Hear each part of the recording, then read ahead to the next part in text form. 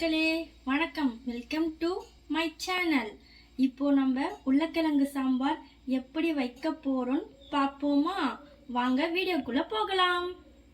உருளைக்கிழங்கு சாம்பார் சைட் டிஷ்ஷா இது சேலம் சைடில் ரொம்ப ஃபேமஸான டிஷ்ஷு. இது இட்லி தோசை இதற்கெல்லாம் சைட் டிஷ்ஷாக உருளைக்கிழங்கு சாம்பார் தொட்டு சாப்பிடுவாங்க. இந்த சாம்பார் நம்ம எப்படி வைக்கலான்ட்டு நம்ம வீடியோக்குள்ளே பார்க்கலாம். ஃபஸ்ட்டு நம்ம உருளைக்கிழங்கு சாம்பாருக்கு தேவையான பொருட்கள் நம்ம போடலாம். ஃபஸ்ட்டு கடுகு போடணும், கொஞ்சமாக கடுகு போடணும். அப்புறம் ஜீரகம் ரொம்ப சேர்க்கக்கூடாது, கொஞ்சமாக சேர்க்கணும். அதுக்கப்புறம் உளுத்தம்பருப்பு சேர்க்கணும். அவ்வளோதான். இது போட்டுட்டு கொஞ்சம் பொரியிற அளவுக்கு நம்ம வெயிட் பண்ணணும். இப்போ கொஞ்சம் கடுகுலாம் பொரிஞ்சிடுச்சு. அடுத்தது நம்ம என்ன பண்ணணும், வெங்காயம் தக்காளி போடணும். வெங்காயம் தக்காளி போட்டு கொஞ்சம் பொன்னிறமாக வறுக்கணும். முன்னாடி நான் ஒரு 4 உருளைக்கிழங்க நான் வேக வச்சுருக்கேன்.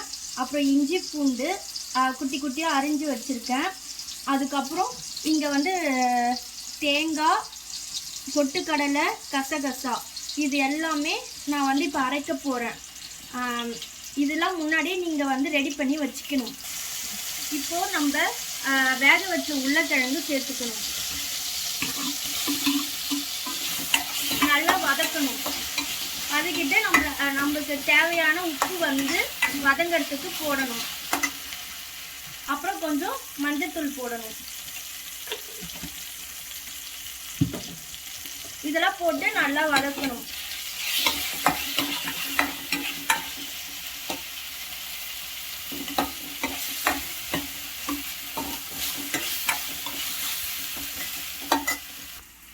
இப்போ நம்ம கட் பண்ணி வச்சிருந்த இஞ்சியும் பூண்டையும் இதில் சேர்த்து அரைச்சிக்கணும்.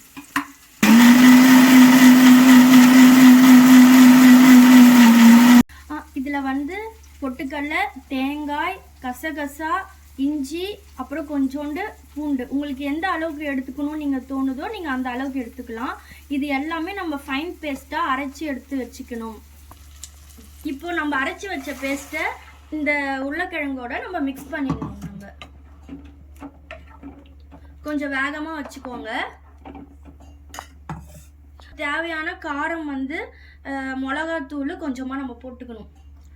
உங்களுக்கு எவ்வளோ காரம் வேணுமோ நீங்கள் அந்த அளவுக்கு போட்டுங்க. நான் கம்மியாக தான் போடுறேன், ஏன்னா எங்களுக்கு காரம் கம்மியாக தான் எங்களுக்கு வேணும். நான் கம்மியாக போடுறேன்.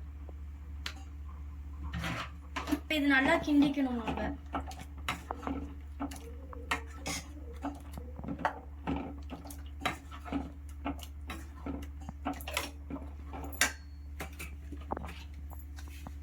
அதுக்கப்புறம் கொஞ்சோண்டு பெருங்காயத்தூள் போடணும், நம்மளுக்கு தேவையான அளவு.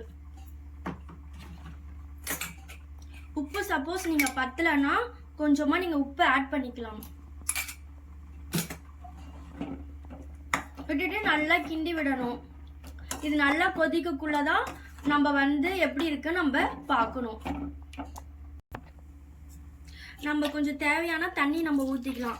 ஏன்னா நம்ம பொட்டுக்கடலை சேர்த்ததுனால பொட்டுக்கடலை கொஞ்சம் கெட்டியாக ஆகும் குழம்பு. அதனால நம்ம கொஞ்சம் தண்ணி சேர்த்துக்கிட்டோம்னா கொஞ்சம் நல்லா வேகுங்க. நல்லா பாருங்க.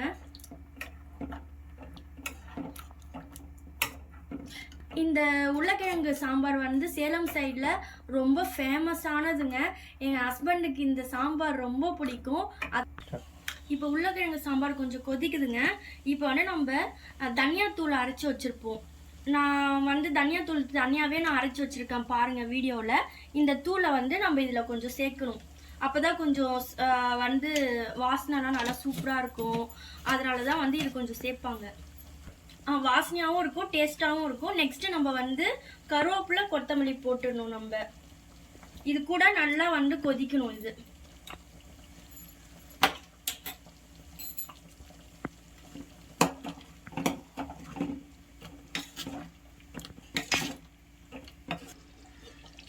இங்கே பாருங்கள், உருளைக்கிழங்கு சாம்பார் நல்லா கொதிச்சிச்சு. அவ்வளோதான், டிஷ் ரெடி ஆகிடுச்சு. இது இட்லி தோசைக்கு இதெல்லாம் நம்ம சைட் டிஷ் யூஸ் பண்ணி சாப்பிட்டுக்கலாம். நல்லாயிருக்கும். உங்களோட இது வந்து எங்கள் ஊரில் சேலம் சைடில் உருளைக்கிழங்கு சாம்பார்ன்றது ரொம்ப ஃபேமஸ்ஸு. அதனால தான் நான் இன்றைக்கி இது செஞ்சுருக்கேன்.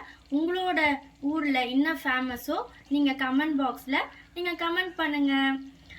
எங்கள் சேனலை ஷேர் பண்ணுங்கள், சப்ஸ்கிரைப் பண்ணுங்கள். Thank you guys.